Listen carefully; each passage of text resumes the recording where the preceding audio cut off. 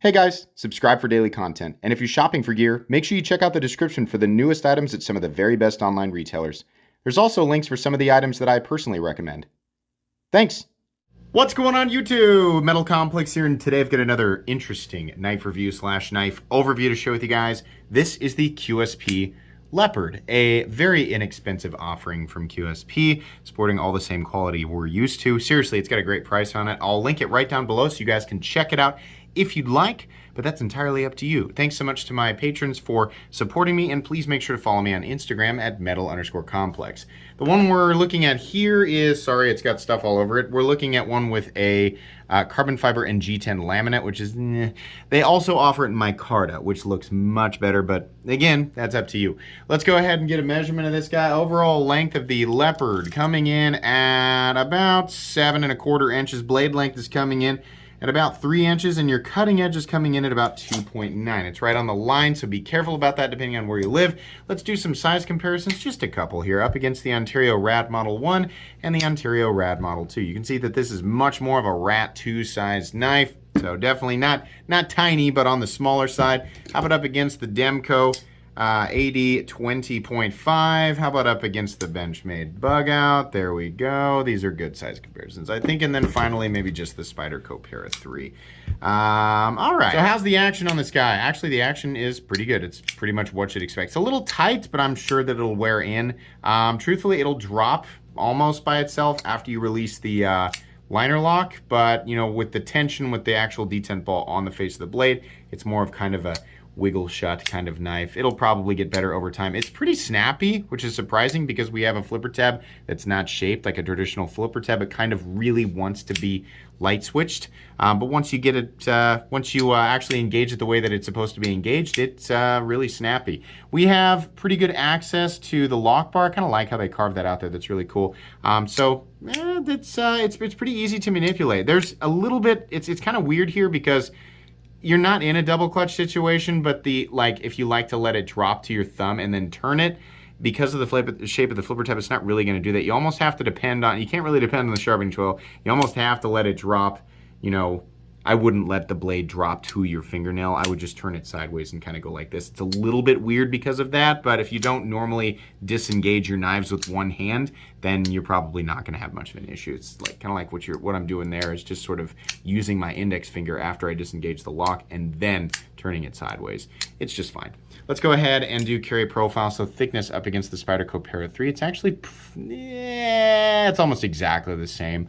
Length and height up against the PM2 and Para 3. You can see here that this guy is about the same length as the Para 3. Definitely shorter than the PM2. Nowhere near as tall as either. This is going to be pretty friendly in the pocket. Let's take a look at the inside here real quick. It does have full steel liners that have been milled a little bit for weight reduction. We are looking at, by the way, for materials 14C28, and this is, that's why the blade looks so dirty. It's like there's oil or something inside the pivot that's leaking out onto the blade, which is fine. I'm glad that they oiled it. 14C28 and steel. Then again, we have the G10 and carbon fiber laminate, and we have the steel liners. I'm gonna guess that this thing is coming in at about 3¼ ounces. Let's give it a go here. A little less, 3 ounces on the dot, which is great. That means it's a perfect ounce and inch ratio as far as, you know, the blade is concerned. That's nice. The balance is actually pretty nice too. It's about right there on that, in that primary position where they expect your index finger to go, so it feels pretty darn lightweight. This is not going to be much of a problem for most people in the pocket. Let's go ahead and do a hardware check. I'll get out my tools as per usual. My tools are very inexpensive and very recommendable. You can find them down in the section of my description that talks about the tools I use in this channel. T8 pivot, and QSP really likes those T6 screws. I really wish that they would stop using those tiny little heads, but yeah, you know, no big deal. Make sure you have quality tools. This is minimal hardware too, so not that many screws to get out of there. Make sure you have quality tools and a place to put the loose hardware, and you should be good to go. Let's go ahead and measure blade stock thickness. If I can find my godforsaken calipers, there they are. Fantastic. Let's go ahead, zero it out. There we go. Blade stock thickness is coming in at 123 thousandths. Let's check that one more time. It seems like it would be thinner. Nope. Okay, 123 thousandths. So there you go. Have we done everything? Yes, I think we have. All right, let's go ahead and jump into the meat and potatoes here. So This is an okay looking knife, right? It kind of has this overarching kind of aesthetic. Ergonomically, it's a little bit of a, it's kind of it's an awkward experience. What we have here is this area right here that it really wants you to keep your hands in. You can choke up. It's not the most comfortable choke up position, but it is possible. And here, honestly, even though your index finger is not going to be like super duper comfortable, the rest of your hand is more comfortable in that position. If you hold it here, my pinky is slipping off the edge, which is not something that I like. But then again, like, do you really need a full 4-finger grip on this? I don't know. I find that a little awkward. It's just because of the shape of the flipper tab, which works for deployment, but creates for a little bit of an awkward ergonomic situation. This in here is, it's okay. It doesn't feel like it was perfectly designed for the human hand, but it's also not uncomfortable. I can feel the pocket clip bill a little bit. It's not really that big of a deal. This is a pretty good clip. Edges are chamfered down. They have these little, sort of vertical lines right here. It doesn't look that great with the carbon fiber laminate. I mean, you can see you can see what's happening here. It's kind of like it flaked on the, or it highlights the area where it transitions from G10 to carbon fiber, and it just looks gross. I don't know why this material exists. Make it G10 or make it carbon fiber. Stop trying to make it both. It just looks ugly. The micarta version of this knife, it's all the more reason to pick up the micarta version of this knife. But I guess if you really, really, really want it to have a teeny tiny little thin strip of shiny, cheap looking carbon fiber, then go for this. Otherwise, I mean, me in a heartbeat, I'd rather have the micarta. If you're not concerned with the aesthetic at all, and you're just wanting to know which is more durable, they're probably both about the same. But yeah, not the best looking here. We do have the polished liners that are partially shadow boxing the scale, so that part looks kind of good, right? And I don't know, it's just, like, in some ways it looks really streamlined, and then the more I look at it, the more awkward it looks. For me, I really would have preferred that it was maybe 1/2 inch to 3/4 of an inch longer if it needed to be exactly the shape, but that's really gonna depend on your hand size. If you've got smaller hands, then this may be super comfortable. If your hands are bigger than mine, and I wear an XL glove, by the way, you're definitely not gonna be comfortable on this thing. The blade shape is very, very good for generic EDC tasks, and that's, a lot of EDC knives are generally good, right, in the blade geometry department. We have a simple drop point blade that is pretty much completely and totally flat ground, at least past the flat here. And it drops down to a reasonably thin cutting edge. Again, we have 14C28N steel, which is very balanced, extremely preferable for this area in the knife world, this price range, right? We have a nice thin tip, so poking and slicing and things like that, not going to be a problem. You can also get right up behind the edge, which is great, and there's nothing in the cutting path.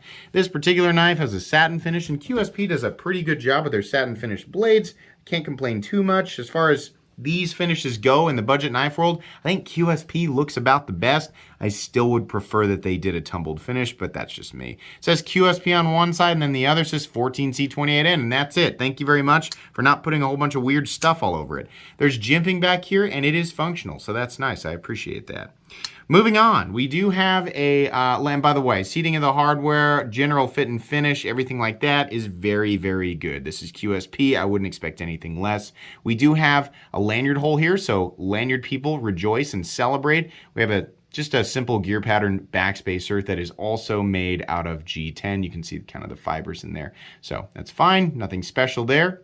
We have a pocket clip that is almost completely and totally deep, just a little bit of the knife sticking out of your pocket. That doesn't bother me at all. The screws, unfortunately, for some reason are not recessed. I mean, we have flat screws, right? Why did you not do that? That's so weird, but not that big of a deal. Drops and swoops should rise to meet most thicknesses of pocket seams, so this should be kind of a one hand in and out of the pocket experience. That's nice. The carbon fiber is smooth. If you choose micarta, it will probably fray your pants up a little bit more readily. I doubt it's super aggressive micarta, but it's just generally going to be the case. So I guess that would be one benefit of picking up the carbon fiber variant. We have a stop pin, as you can see here. These are, I call them garage stops. They're attached to the blade. And instead of just one point of contact between the blade and the traditional position of the stop pin, we have 2 points of contact because there is a lug contacting both sides of the frame, which is nice, and that allows you to get a nice solid lockup and continuously smooth action over time. It also, during some cuts, will help mitigate pressure away from the pivot, but that's probably a minimal, borderline trivial benefit, right? There's a little bit of squeakiness coming off of this liner, and I hear it periodically, and I think it's just sort of settling in. Is it not doing it now? Just a little bit. Can we hear it?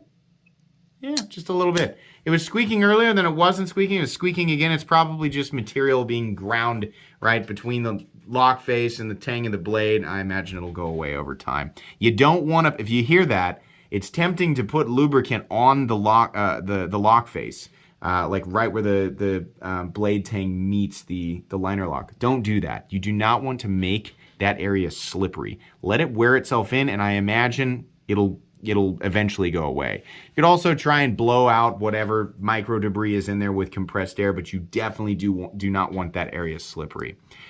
Anyways, we have completely and totally solid lockup. We do not have lock stick, we have lock squeak, but no lock stick, no pivot lash whatsoever. This area is nice and smooth and consistent, no issue there. And the detent, that's also very nice. How's the centering? Spot on, perfect.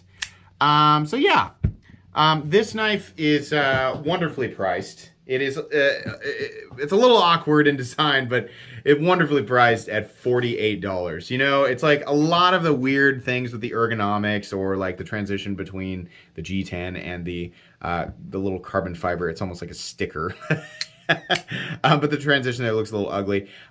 Truthfully, what you're getting here for the money is pretty good. I mean, it's not the most perfect design I've ever seen. Not reinventing the wheel, nothing special. It's just got its own look. The blade geometry and the materials, that's the best part, especially for the price. I mean, there's other companies that are making essentially this and putting a $65 or sometimes $70 price tag on it. This is good, right? In the most generic sense. I'm not over the moon about it. I'm not going to, like, you know, throw it all over Instagram and my community tab saying you need to buy this right now. It's the most amazing thing ever, but it is good. It's definitely a cheap knife that I would, you know, recommend. And so it's going to go on my cheap knives I like playlist, and I think I'm going to leave it just there, right? It's good. It's not like, you know, stop what you're doing and buy right now, but it's good. If you're looking for an inexpensive knife for yourself or perhaps a gift for somebody else, right? Somebody who maybe they're new to the knife world and maybe they like how carbon fiber looks or something like that. This is a really good thing to start them out with. That's really all I have to say about it. Another decent offering from QSP. Anyways, please make sure to follow me on Instagram at metal_complex. If you enjoyed this upload, leave a like. If you'd like to check out my other content, I do, of course, have lots of videos of knives that are either expensive or inexpensive that I do or don't like, so check those out. And if you enjoy all my content, go ahead and click on that Metal Complex logo right there and subscribe, because there's definitely more coming. Thanks again for watching, everybody, and have a great day.